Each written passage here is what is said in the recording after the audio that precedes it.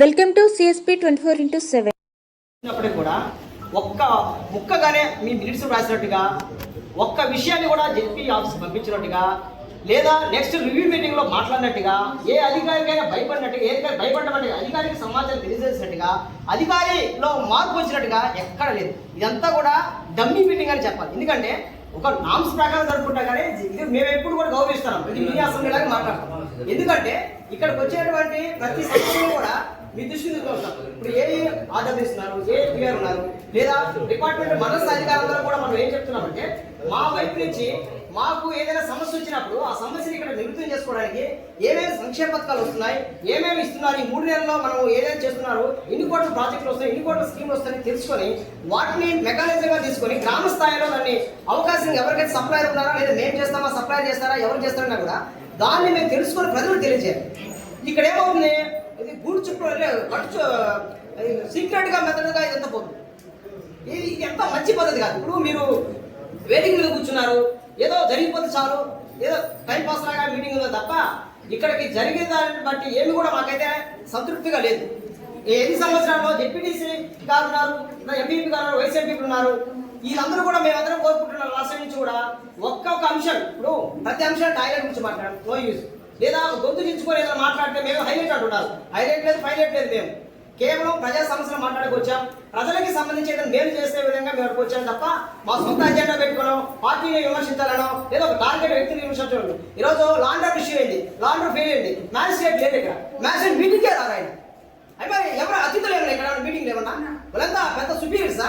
ప్రజల కంటే ఎక్కువ వాళ్ళు. ప్రజలు ఉంటేనే ప్రభుత్వం ఉంటే, ప్రభుత్వం ఉంటే ప్రజలే. వీళ్ళందరూ కూడా ఉండాల్సినటువంటి బాధ్యత వ్యక్తులు. విద్యుత్ దీపాలపైనే రేపో అప్పుడు కూలిపోతే వాళ్ళు చనిపోతారు. ప్రజలు ఎవరు రెస్పాన్స్ తీసుకుంటారు? ఇప్పటి వరకు ఈ 5 సంవత్సరాల్లో ఏదైనా కరెంటు విద్యుత్ సంబంధించిన ఒక అధికారి వచ్చారా? ఒక అధికారి కూడా మీరు మాట్లాడారా? ఒక అధికారి సంబంధించిన సూచనలు ఏమైనా ఇచ్చారా? వాళ్ళకి ఒక డిపార్ట్మెంట్ కానీ మమ్మల్ని మెసేజ్ పంపించారా? రాలేదని. తర్వాత ఇప్పుడు రెవెన్యూ ఉన్నారు, రెవెన్యూ లాట్ ఆఫ్ ఇష్యూస్ ఉన్నాయి ఇక్కడ మా దగ్గర. ఎండార్స్మెంట్ ఉన్నాయి మా దగ్గర, ఎవిడెన్స్ కూడా ఉన్నాయి. ఎందుకు జాబితా చేస్తున్నారు? ఒక సర్టిఫికేట్ కోసం. ఇప్పుడు ఫ్యామిలీ మెంబర్ ఉందండి, 10 రోజులు ఇవ్వాలా, 4 నెలలు ఇవ్వలేదు. నా దగ్గర రికార్డు ఉంది, ఆఫీసర్ ఫైన్ లేదు. ఎంఆర్ఓ గారి దగ్గర అడిగితే చేస్తామంటారు. ఎవరు దీనికి బాధ్యత తీసుకుంటారు? అంటే ప్రజలు ఇంకా తిరగాలనా? కావాలి తిరగాలి ఇంకా అంటే బాధ్యత లేదు ఎవరు కూడా. అంటే జీతం ప్రజల డబ్బులే జీతం తీసుకుంటా, ప్రజల డబ్బులనే వాళ్ళని ఆదాయంగా చూసుకొని ప్రజలకి కనీసం ఒక చిన్న పని చేయడానికి కూడా ఇంత దౌర్భాగ్యం. ఇది పద్ధతి కాదండి. ఇది ఇంత దౌర్భాగ్యం. అంటే ఈ 5 సంవత్సరాల్లో ఇది చీకటి కొనగా నేను అంటాను. ఎందుకంటే ఏమి చేయలేకపోయాం మేము. ఎక్కువ సమస్య జెడ్పీటీసీ గారు, ఎంపీపీ గారు, అధ్యక్షులు గారు ఉన్నారు. ఒక్క సమస్యకైనా స్వరమెత్తి కొనిపెట్టి ఒక అధికారిని మాట్లాడారు ఎప్పుడైనా? ఒక అధికారికి నన్ను ప్రశ్నలు సంధించారా? ఎంతకాడికి రాజకీయాలకు భయపిస్తే భయపడేది, లేదంటే ఒక గుమ్ము కాసేది, ఒక పార్టీ కులం ఒక మతం బేసిక్ చేసుకుని పోతా ఉన్నారు.